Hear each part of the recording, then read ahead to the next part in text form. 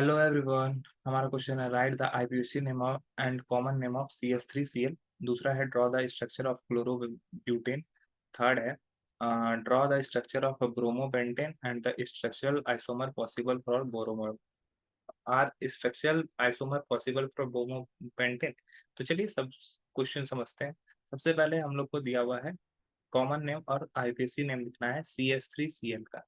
CH3Cl में हम लोग का अगर स्ट्रक्चर देखें तो ये कुछ इस तरह से रहता है। अब यहाँ पर एक फंक्शनल ग्रुप जुड़ा हुआ है जिसका नाम है हेलोजेंस। हेलोजेंस में ये होता है चार एलिमेंट हैं, फ्लोरीन, क्लोरीन, ब्रोमीन और आयोडीन। ठीक है, सभी के लिए जो होता है प्रीफिक्स यूज होता है। ठीक है, प्रीफिक्स क्या होता है? जो कि जो जनरल नाम लिखा जाएगा, ठीक है, उसके आगे लगेगा। ठीक है, तो अब प्रीफिक्स के रूप में क्लोरीन का जो प्रीफिक्स यूज होता है वो होता है क्लोरो। तो सबसे पहले हम लोग लिखेंगे क्लोरो। ठीक है, अब यहाँ पे नंबर ऑफ कार्बन देखा जाता है। तो नंबर ऑफ कार्बन के लिए हम लोग एक कार्बन के लिए जो यूज करते हैं वो क्या होता है? मिथ। मिथ यूज करते हैं। ठीक है, तो ये हो जाएगा मिथ। और यहाँ पर देखो कार्बन हर जगह पे सिंगल बॉन्ड बना रहा है, और जब भी सिंगल बॉन्ड बनाता है कार्बन और कार्बन के बीच में, या कार्बन जब भी सिंगल बॉन्ड बनाता है तो वहां पर ये एल्केन को रिप्रेजेंट करता है। तो एल्केन का ANE हो जाएगा। ठीक है, तो ये हो जाएगा क्लोरोमीथेन। इसका नाम IUPAC नेम जो अगर देखेंगे IUPAC नेम, ठीक है, ये हमारा हो जाएगा क्लोरोमीथेन। अब इसका हम लोग को कॉमन नेम भी बोला गया है। कॉमन नेम में क्या हो गया कि ये हमारा एल्काइल ग्रुप से जुड़ा हुआ है। ये हमारा क्लोरीन जो है वो किससे जुड़ा हुआ है? एल्काइल ग्रुप से जुड़ा हुआ है। तो एल्काइल ग्रुप जो होता है, जिसका जनरल फॉर्मूला होता है CnH2n+1, और इसका एक बॉन्ड खाली होता है। यही बॉन्ड से क्या जुड़ा हुआ है? हेलोजन जुड़ा हुआ है। हेलोजन को जनरली X से रिप्रेजेंट किया जाता है। तो ये हमारा एल्काइल ग्रुप है। ठीक है, और ये हमारा हेलोजन ग्रुप है। तो इसके लिए हम लोग जो लिखते हैं, इसके लिए हम लोग जो लिखते हैं वो हम लोग पहले एल्काइल ग्रुप को पहले लिखते हैं कॉमन नेम में, और फिर हेलोजन को लिखते हैं। तो यहाँ पे कार्बन का कितना नंबर लिया हुआ है? एक लिया हुआ है, तो एन का वैल्यू 1 हो जाएगा। तो एन का वैल्यू अगर इस फॉर्मूला 1 करेंगे तो CH3 आएगा, और यहाँ पर एक्स के जगह पर क्या जुड़ा हुआ है? Cl जुड़ा हुआ है। तो ये पूरा फॉर्मूला यहाँ पे दिख रहा है। तो अगर कार्बन नंबर 1 होता है तो उसके लिए हम लोग क्या लिख सकते हैं? मिथ। ठीक है, और चूंकि एल्काइल ग्रुप है तो एल्काइल ग्रुप के लिए जो सफिक्स यूज होता है वो होता है वाई। तो इसका नाम हो गया मेथाइल CH3 का। और Cl को क्लोराइड के रूप में लिखा जाता है। अगर कॉमन नेम में देखोगे तो ये क्लोराइड सॉल्ट होने की वजह से इसको क्लोराइड, हैलाइड को हैलाइड के फॉर्म में लिखा जाता है। हेलोजन को हैलाइड लिखा जाता है। ठीक है, हेलोजन को हैलाइड लिखा जाता है। अगर मान लो फ्लोरीन रहता तो फ्लोराइड लिखते। क्लोरीन है तो क्लोराइड लिखा, ब्रोमीन होगा तो ब्रोमाइड लिखाया जाएगा, आयोडीन होगा तो आयोडाइड लिखाया जाएगा। तो ये हो गया हमारा कॉमन नेम। ठीक है, तो ये हमारा फर्स्ट का आंसर है। अब हम लोग बात करते हैं क्वेश्चन नंबर बी की। बोला गया है draw the structure of chlorobutane.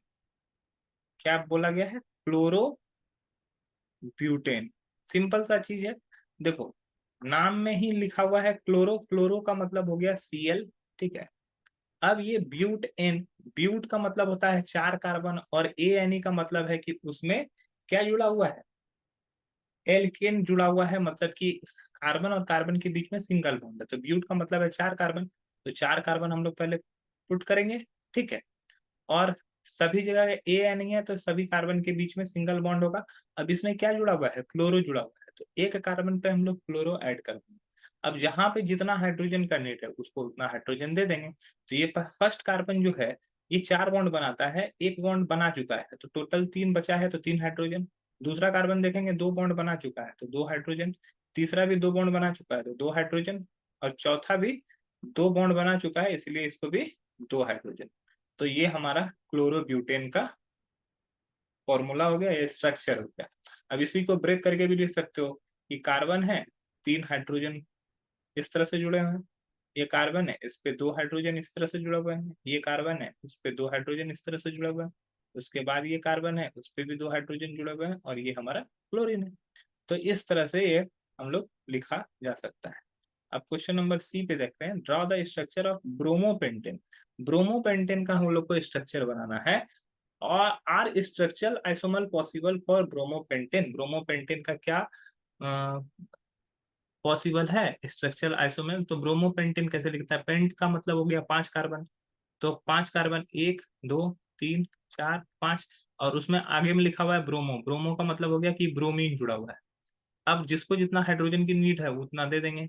यहाँ पे 2 की नीड है, यहाँ पे सॉरी 3, फिर 2, फिर 2, फिर 2, फिर 2। चूंकि यहाँ पे ANE लास्ट में लगा हुआ है तो एल्केन है, तो कार्बन और कार्बन के बीच में हमेशा सिंगल बॉन्ड होगा।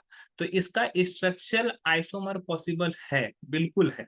ठीक है, कैसा, बहुत सारा पॉसिबल हो सकता है। जैसे मान लो कि ये नॉर्मल चेन में है, ठीक है। अब इसको हम लोग क्या कर सकते हैं, CH3 ब्रोमीन का पोजीशन चेंज कर सकते हैं। ठीक है, यहाँ पे ब्रोमीन सेकेंड पोजीशन पे अगर लेते हैं, ठीक है, तो ये पोजीशन चेंज हो गया। कभी ब्रोमीन का पोजीशन थर्ड पोजीशन पे भी ले जा सकते हैं, थर्ड पोजीशन पे भी अगर जाएगा तो भी इसका स्ट्रक्चरल फॉर्मूला चेंज हो जाएगा, स्ट्रक्चरल नाम हो जाएगा चेंज, तो ये स्ट्रक्चर डिफरेंट हो जाएगा। तो इसका स्ट्रक्चरल आइसोमर जो है वो पॉसिबल है। तो इसका आंसर हो जाएगा यस, इट इज पॉसिबल। एक तो मैंने पॉसिबिलिटी यहाँ पे लिख के भी दिखाया। दूसरा पॉसिबिलिटी ये भी हो सकता है कि यहाँ पर ब्रोमीन छोड़ के थर्ड पोजीशन पे आ जाए, तो वो भी पॉसिबिलिटी है। तो इसके अन्य ऑप्शंस भी हो सकता है। ठीक है, कैसे अन्य ऑप्शन हो सकता है कि मान लो CH3 ये चेन बदल ले, CH3 में यहाँ 5 कार्बन का चेन है, 4 ही कार्बन का चेन बनाए, एक सब्स्टिट्यूट के फॉर्म में आ जाए। आइसोमर किसको बोलते हैं, जिसका molecular formula same but different structural formula हो, तो उसी को आइसोमर बोलते हैं। और आइसोमेरिज्म, इसी प्रोसेस को आइसोमेरिज्म कहते हैं। तो बिल्कुल भी स्ट्रक्चरल आइसोमर पॉसिबल है ब्रोमोपेंटेन का। तो आई होप ये क्वेश्चन आपको समझ में आया होगा। That's all, thank you.